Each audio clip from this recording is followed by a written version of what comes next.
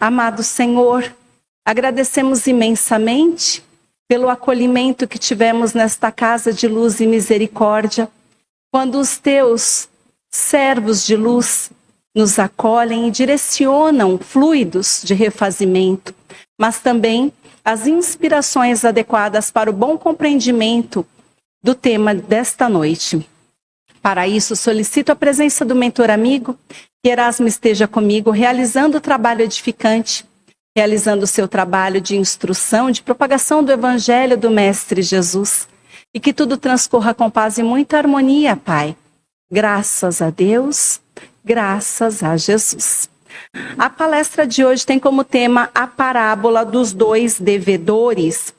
E para iniciarmos, então, falando da parábola, nós precisamos recorrer a um trecho que antecede para entendermos o motivo pelo qual Jesus divulgou esta parábola. Vamos utilizar o livro de Lucas, capítulo 7, versículos de 36 a 40. Porque lá, então, Lucas divulga. Jesus foi convidado por um fariseu para jantar em sua casa. Quando uma certa mulher, ele diz, esta mulher, ao saber que Jesus está na casa do fariseu de nome Simão, ela então, dita pecadora, ela adentra a casa deste fariseu, carregando um frasco de alabastro com perfume e lança-se aos pés do Mestre Jesus. Ela chora copiosamente e desta forma consegue lavar os pés de Jesus com suas lágrimas. Ela enxuga os pés com seus cabelos e ela unge. Sim, mentor. Ela beija os pés de Jesus e unge os pés com o perfume. Para todos que estão no local, todos os convidados daquele fariseu, é uma cena realmente estonteante. Porque como que as mulheres da época não podiam sair de casa sem seus maridos, apesar de todos definirem que era uma mulher de má vida, ela se entregar àquela cena diante de Jesus era realmente um escândalo. Então, o fariseu pensa consigo mesmo, ele se expressa para si mesmo. Se este homem fosse profeta, saberia quem nele está tocando e que tipo de mulher ela é, uma pecadora. Jesus então diz, Simão, tenho algo a lhe dizer. E aí sim, ele traz esta parábola dos dois devedores que está contida em Lucas 7, versículos 41 e 50. Ele diz para Simão, 2 homens deviam a certo credor. Um devia 500 denários, o outro devia 50 denários. Mas nenhum dos dois tinha condições de pagar ao credor. Então aquele credor, ele simplesmente perdoa a dívida de ambos. E Jesus questiona, qual deles o amará mais? Simão, o fariseu, diz, suponho que aquele a quem foi perdoado a maior dívida. E Jesus diz, você julgou bem. Então Jesus olha para a mulher e diz a Simão, vê esta mulher? Entrei em sua casa, mas você não me deu água para que eu pudesse lavar os meus pés. Ela lavou os meus pés com suas lágrimas e enxugou com seus cabelos. Você não me saudou com um beijo, mas ela beijou os meus pés. Você não ungiu minha cabeça com óleo, ela derramou perfume nos meus pés. Eu digo, os muitos pecados dela foram perdoados pelo que muito amou. Aquele a quem pouco foi perdoado, pouco amou. Então Jesus olha para aquela mulher e diz, seus pecados estão perdoados. Todos no local começam a perguntar, quem é este que até perdoa os pecados? E Jesus diz a ela novamente: sua fé te salvou, vá em paz. Nós podemos observar no Evangelho segundo o Espiritismo, na introdução, Kardec define para nós quem são estes fariseus, o que eles fazem.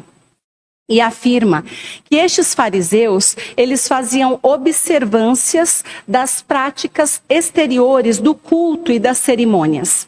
Sob a aparência de devoção meticulosa, eles escondiam costumes dissolutos, eram muito orgulhosos. Na novela Jesus, que a Rede Record apresentou, muitos devem ter assistido, nós podíamos entrar em contato com a figura daquele fariseu, aquele mais famoso de todos, o Caifás. E dentro da casa dele, nós percebíamos como ele tratava a sua esposa, como ele tratava a sua serva, que inclusive ele tinha ali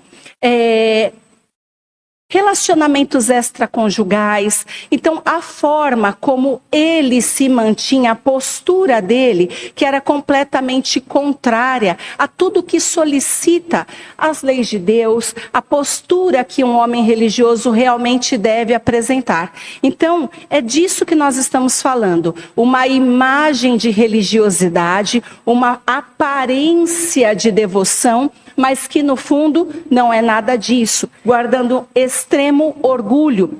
Exerciam grande influência ao povo e eram poderosos em Jerusalém. O mentor me pede para mostrar para vocês as capas dos livros a partir de hoje. Então eu vou utilizar este livro aqui, Tua Fé Te Salvou, de Richard Simonetti.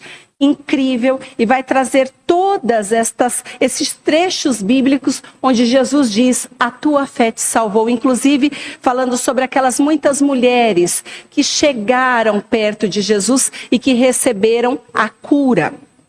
Então, nós sabemos que este trecho, em muitas circunstâncias, alguns filmes de época, também novelas, podem ter dito que isso aqui quem fez foi Maria Madalena. Mas de fato nós não temos no Evangelho nenhuma referência que nos leva a realmente acreditar que foi ela, esta mulher chamada pecadora, que adentrou o local. Em outras circunstâncias, nós podemos ver até na série The Chosen, que a Maria de Betânia faz esta cena aqui de levar este vaso, este frasco de alabastro com perfume para ungir os pés do Senhor Jesus. Então nós não temos certeza de quem foi, porque ele só menciona uma mulher pecadora e não determina, não denomina quem é. Mas este escritor diz: Simão é da casta dos fariseus. Em Cafarnaum foi que ele convidou Jesus para participar de uma refeição em sua casa. Nós devemos nos lembrar de toda a hostilidade que aqueles fariseus tinham para com Jesus, desacreditando o mestre, mesmo afrontando o mestre diante de todos em diversas circunstâncias. Eram os fariseus, inclusive, que queriam prender Jesus, retirando Jesus do meio do povo. Mas ele faz este convite para Jesus e Jesus, exemplificando toda uma boa vontade, aceita e segue para a casa deste fariseu. Simão era um ardiloso hospedeiro, ele conhecia a mulher, ele sabia que era uma mulher dita de má vida. Ele permitiu que ela adentrasse sua casa, porque de fato ele tinha intenções para testar Jesus. Por isso ele permite, estava mal intencionado. Os grandes profetas de todos os tempos, eles jamais se permitiriam tocar por uma mulher naquelas condições. Jamais. Por quê? O contato com prostitutas poderia tornar aquele homem impuro. O simples toque de uma mulher de má vida poderia tornar este homem impuro. Então isso era algo inconcebível para a época. para o fariseu Simão, aquele contato de Jesus com aquela mulher já poderia ser evidência de que ele não era um grande profeta, um homem de Deus. Então, para o fariseu, isso foi ótimo, maravilhoso aquele contato diante de todos. Simão negligenciou as cortesias básicas de um anfitrião. Lembremos que naquela época, quando você adentrava a casa de alguém muito importante, ele tinha muitos servos, muitos criados. E como eles caminhavam muito com aquelas sandálias, eles andavam pela poeira, adentrariam uma casa importante e logo um servo se aproximava com uma bacia d'água, para que pudesse lavar os pés daquele convidado.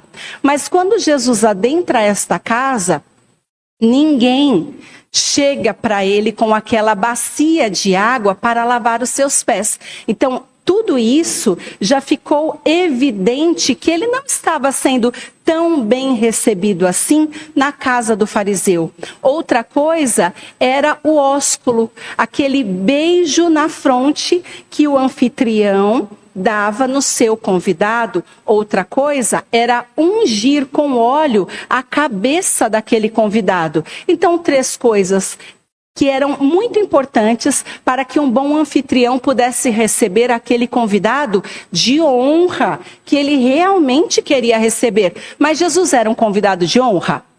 Não.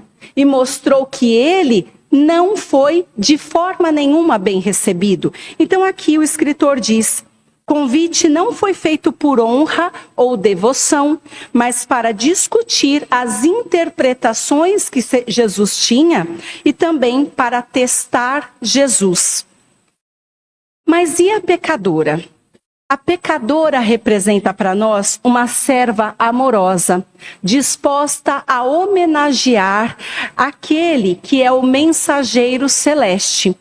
Esta pecadora procura o mestre reconhecendo seus erros, reconhecendo quanto ela errou. E por isso ela se atira nos pés de Jesus para agradecer aquele contato, sustentando uma contrição autêntica e inabalável disposição de renovar-se à luz dos seus ensinamentos. Nós vamos nos lembrar de alguns detalhes. Porque naquela cena, a mulher, ela solta os cabelos, elas deviam estar sempre com o quê? Com aquele lenço, não é? As mulheres precisavam esconder os seus cabelos, mostrando apenas a face. Quando ela retira o lenço, pega aqueles cabelos e enxuga os pés de Jesus, tudo isso é muito indecoroso. Sua prioridade era Jesus. Ela não estava nem um pouco preocupada com as convenções, com o que as pessoas iam dizer. Ela se entrega ao contato do Mestre, do seu Senhor, daquele que podia fornecer a ela a sua salvação, a sua redenção. E é por isso que ela não se preocupa com os olhares todos que estão ali. Outra questão foi o vaso com perfume. O vaso de alabastro, que era ali uma coisa muito parecida com mármore. Então era fino, era rico, era caro. O perfume que ela leva também é muito caro. E as pessoas já comentavam também. Mas por que usar um perfume tão caro para lavar os pés, quando podia ter utilizado esse dinheiro para fazer alguma outra coisa boa, uma boa obra? Ela gastou tanto para jogar todo este perfume nos pés de Jesus. Então, ele explica. Era o que ela tinha de mais valioso. Sua oferta não foi apenas financeira, mas foi também física e emocional. Então ela entrega o que é melhor de si mesma. Tudo que ela tinha, ela entrega. Na série É Maria de Betânia que interpreta esta cena e ela junta todos os seus recursos financeiros que ela, inclusive, conseguiu ali economizar por longo período para comprar aquele frasco de perfume. Nós podemos verificar que realmente a quantia é exorbitante, é muito caro. Mesmo assim, ela diz que é para o seu Senhor e por isso ela compra e leva para Jesus. Tocar os pés em público. A forma como ela faz, tocando os pés de Jesus, e aí eu utilizo um filme de época onde é Madalena que faz isso. Nos olhares de todos, chega a ter uma certa sensualidade naquilo. Eu disse, aos olhares dos outros, porque para eles uma mulher fazendo aquilo, tocando um homem diante das outras pessoas, era realmente muito escandaloso. Então, por isso que ficou tão vil diante de todas as pessoas aquele ato específico. Mas mudando de assunto, o que traz para nós de mais importante dentro desta passagem é o fato do perdão. Nós sempre falamos do perdão de forma a acrescentar que nós devemos perdoar os nossos irmãos, não é assim? E nós até nos recorremos à frase famosa de Pedro, de Simão Pedro, que diz: Senhor, quantas vezes devo perdoar o meu irmão que pecar contra mim? Será 7 vezes, que já era um número incrível? E ele diz, não apenas 7 vezes, mas 70 vezes 7 vezes. Então, muitas vezes, nós falamos do perdão que nós temos que ter para com os nossos irmãos. Mas nesta questão aqui, nós estamos falando do perdão para nós.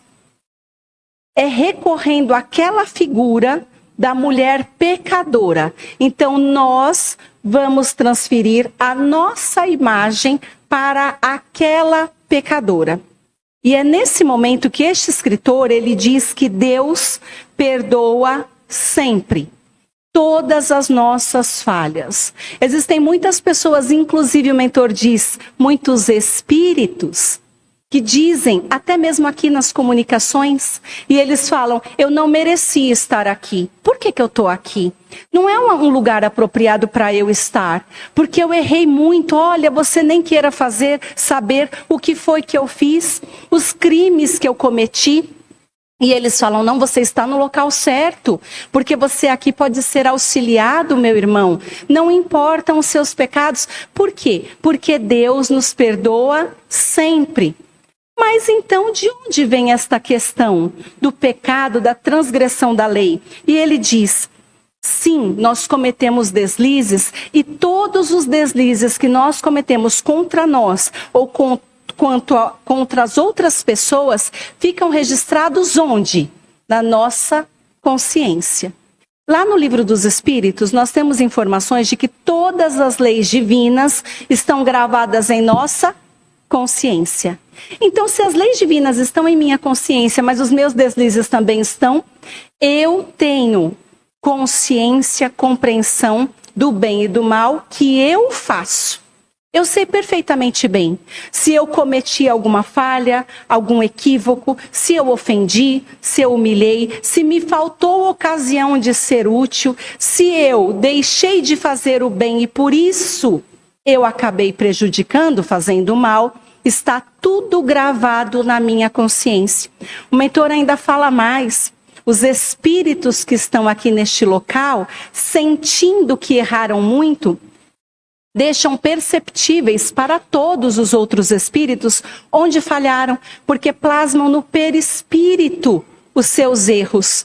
Então, no perispírito ficam gravadas essas cenas, estas imagens, que eles levam para onde estiverem. Portanto, nós todos, quando estivermos sem este corpo físico, também teremos registrado no perispírito aquilo que nós fizemos. Fica bem claro para todos.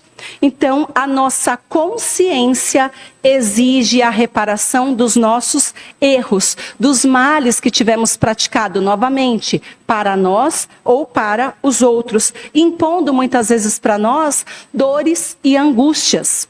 Ele diz, mas lembremos, a nossa consciência nos permite o exercício do amor para que possamos redimir as nossas más ações. O amor, sim, redime. Então nós devemos ter disposição para servir. Outra coisa que o mentor está me lembrando. Às vezes a gente comenta sobre o aborto. Tantas e tantas mulheres que praticam aborto sem saber do quanto o espírito necessita de uma nova reencarnação, que a mãe planejou aquela reencarnação, estava assim afinizada com aqueles laços de família, precisando receber este espírito. Ela não sabe de nada disso.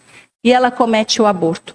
E como é que ela pode ressarcir isso que ela fez? Trabalhando pela infância desvalida. Então, todas as vezes que nós cometemos erros, nós podemos reparar. Se não para aquela pessoa em específico, mas para todas as outras pessoas que estão diante de nós. Então, fazendo o bem, propagando a esperança, a paz, auxiliando, estendendo a mão desta forma, através dos meus atos de benfeitorias e de amor, eu consigo reparar. Agora eu vou mudar de livro, eu vou trabalhar com esse aqui, ó. Ficou legal assim, né? Mostrando o livro para vocês. Então, olha, esse aqui, o Evangelho por Dentro de Paulo Alves Godoy, que também é lindo. Ele vai falar para nós que Jesus nos traz um Deus que é soberanamente justo e bom. É uma revelação que Jesus traz para nós. E ele diz que nós devemos afastar a imagem de um Deus vingativo, um Deus que pune tudo que nós fazemos nesta vida, que não está disposto ao perdão. Nós temos o nosso Pai. E este nosso Pai, ele é aquele que faz nascer o sol para os bons e os maus, que faz com que a chuva venha a beneficiar os justos e os injustos. Ele diz, Deus é a perfeição suprema, jamais castiga os seus filhos. Mas, novamente, nós temos as leis que são eternas e imutáveis. E essas leis governam todos os destinos humanos. A lei, ela deve existir para corrigir as nossas transgressões e também para usar como instrumento as provas e expiações nas nossas reencarnações. Então é isso. Todas as vezes que nós erramos, nós sim vamos em algum momento nos sentir culpados. Nós em algum momento vamos nos sentir arrependidos. Em algum momento nós vamos falar, mas e agora? O que eu faço? Calma. Nós temos uma nova chance. Uma nova oportunidade. Se não for nesta vida, será em outras. Muitas vezes ligada a provas, muitas vezes ligada às expiações necessárias.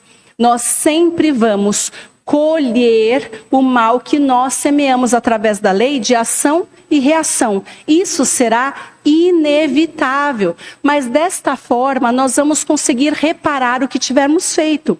E ele diz, as correções são necessárias para que possamos aprender a amar o próximo como a nós mesmos. O processo de evolução é constante para que possamos atingir a perfeição. Por isso, Deus nos permite experimentar as consequências do mal que nós praticamos através dessas leis de causa e efeito. Quando se transgride uma lei e reconhece o erro, nós devemos pedir a Deus que possa nos fornecer os meios para o reajuste necessário. E Deus, vendo o nosso arrependimento, Ele nos entrega o que for necessário ao nosso resgate. Mas sempre lembrando, ele finaliza que nós deveremos estar prontos para perdoar os nossos irmãos, para que possamos ser agradáveis a Deus. Se perdoarmos os nossos irmãos, Deus perdoará os nossos pecados. E assim nós trazemos a reflexão de hoje. Pensando em tudo isso que foi mencionado, será que eu consigo me lembrar de ocasião onde eu prejudiquei alguém? Onde eu prejudiquei a mim mesma? Eu ofendi, eu humilhei, eu maltratei. o mentor está dizendo, eu fiz alguma coisa até mesmo contra os seres da natureza. Existem pessoas que são incapazes de ferir o seu semelhante, um homem, uma mulher, uma criança, mas maltratam os animais. Então, será que eu produzo o mal no local onde eu estou inserida? Eu faço bullying, eu trabalho ali com algum tipo de violência, de agressão, de menosprezo no meu ambiente de trabalho. A minha postura choca as outras pessoas em decorrência do meu orgulho, da forma como eu me expresso.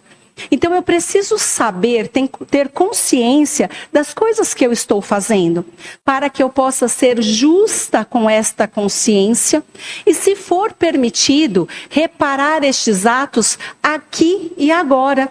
Muitas vezes as pessoas ainda estão inseridas no meu contato direto.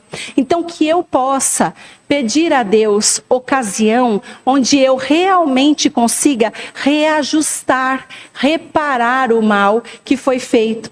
E certamente os bons espíritos, através de Deus que é Pai, vão me fornecer as inspirações necessárias para que eu possa, sim, reparar e transformar o mal em bem, para que eu possa melhorar e avançar nesta terra. Eu agradeço a todos pela oportunidade que tivemos para trabalhar com o Evangelho do Mestre Jesus, para que possamos finalizar, façamos a prece. Amado Senhor, que seja possível adentrarmos a nossa consciência e compreendermos o que nós fizemos durante esta encarnação. Será que eu fui sempre justa, Pai? Amorosa, condescendente, caridosa? Ou eu, de alguma forma, produzi o mal no ambiente doméstico ou fora dele? O que eu tiver feito, Senhor, que eu possa ter acesso.